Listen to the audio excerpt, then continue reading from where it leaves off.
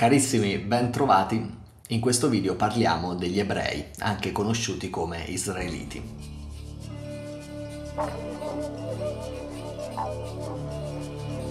L'origine degli ebrei o israeliti è attestata sin dal III millennio a.C. nei testi sumeri, che ne parlano come di una popolazione nomade presente soprattutto nei dintorni delle città mesopotamiche. Sono essenzialmente tre le teorie che tentano di spiegare l'origine di questo popolo. La prima considera gli ebrei originari della Mesopotamia, la seconda della penisola araba, la terza ne colloca l'origine in Africa. La Bibbia propende per la prima ipotesi e racconta che intorno al 2000 a.C. gli ebrei lasciarono il territorio della città di Ur e guidati dal patriarca Abramo migrarono verso le regioni meridionali della Siria. Giunti in quella che denominarono la terra di Canaan, l'attuale Palestina, vi rimasero per circa 200-300 anni. Fu a causa dell'arrivo degli Ixos e di una serie di carestie che furono costretti a spingersi sempre più a sud finché non giunsero presso il delta del Nilo, stabilendosi in Egitto. La Bibbia narra ancora che inizialmente gli ebrei furono ben accolti dagli egizi, ma le loro condizioni di vita peggiorarono gradualmente. Si arriva così intorno al 1250 a.C., quando i figli di Israele, guidati da Mosè, si ribellano e lasciano l'Egitto, nella speranza di fare ritorno nella terra degli Avi, la terra promessa. Cosa causò la discriminazione degli israeliti in Egitto? La Bibbia riporta che la popolazione ebrea crebbe a tal punto da superare quella egizia e individua la causa delle discriminazioni nella scarsità delle risorse alimentari che a un certo punto non bastarono più a sfamare tutti. A ciò possiamo aggiungere un ragionamento di tipo politico. Infatti, una minoranza monoteista sempre più numerosa, come quella ebraica, probabilmente divenne un problema per il faraone, il quale dai suoi sudditi era considerato un semidio. Sta di fatto che a un certo punto, sotto il regno di Meremptah, figlio di Ramses II, gli ebrei decidono di ribellarsi a questa condizione e danno avvio all'esodo.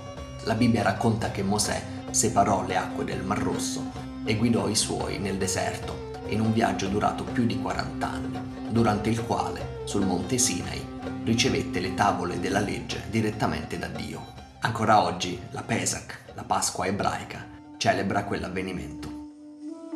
Al di là degli aspetti mitologici, viene da chiedersi se l'esodo sia davvero avvenuto. Ci sono studiosi che lo mettono in dubbio, i quali citano a supporto la completa mancanza di prove documentali da parte degli egizi. Secondo altri, invece, gli ebrei dell'esodo non sarebbero altro che gli Ixos, cacciati dall'Egitto dal faraone a Mose.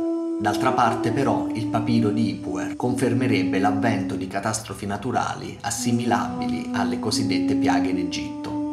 Insomma, le posizioni sono diverse e la questione è quanto mai dibattuta, ma a questo punto è interessante aggiungere una riflessione proprio sull'episodio della separazione delle acque.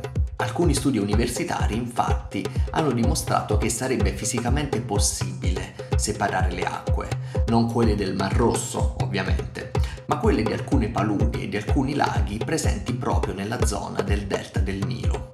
Qui, in presenza di particolari condizioni atmosferiche, un vento a 100 km/h che spiri per 12 ore, potrebbe verificarsi un reflusso delle acque che lascerebbe affiorare un passaggio temporaneo.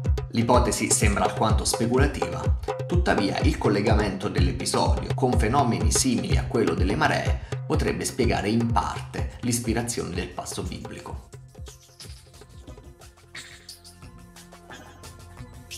A seguito del ritorno in Palestina, gli ebrei si scontrarono con i Filistei, una popolazione che nel frattempo si era insediata nella zona.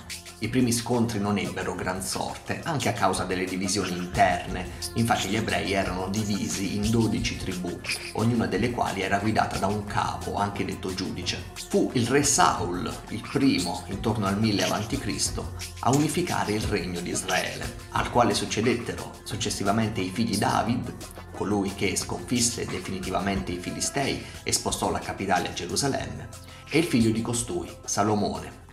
Quest'ultimo è ricordato come un re saggio e un legislatore particolarmente accorto. e passerà alla storia anche perché fu il sovrano che ordinò la costruzione del Tempio di Gerusalemme, dove secondo la tradizione era custodita l'Arca dell'Alleanza, il simbolo del patto che Dio aveva stretto con il popolo eletto. Prima di morire, Salomone divise il regno fra due suoi figli. Nacquero così il regno di Giuda e il regno di Israele, che diventeranno ben presto una preda ambita per le popolazioni che dalla Mesopotamia si stanno espandendo verso ovest. Nel 722 a.C. il regno di Israele, situato più a nord, viene conquistato dagli Assiri, i quali operano deportazioni di massa al fine di stroncare sul nascere eventuali movimenti di ribellione. Il regno di Giuda invece resisterà fino al 586 a.C., quando cadrà fra le grinfie del re babilonese Nabucodonosor II. Costui distrugge il tempio di Salomone e ordina a sua volta una serie di deportazioni. Sarà soltanto nel 539 a.C., quando Ciro II di Persia conquisterà l'impero babilonese, che gli ebrei potranno far ritorno in patria. A questo punto gli israeliti non riconquisteranno mai più un'indipendenza politica paragonabile a quella sperimentata in precedenza. Tuttavia continueranno a conservare una forte identità culturale, rafforzata dalla convinzione di essere il popolo eletto da Dio e che un giorno arriverà il Messia, colui che restituirà loro la terra promessa e inaugurerà una nuova era di giustizia. Bene, anche questa volta siamo giunti alla fine del video. Vi lascio un saluto e vi invito a scrivere un commento o a iscrivervi al canale. Ci vediamo alla prossima. Ciao!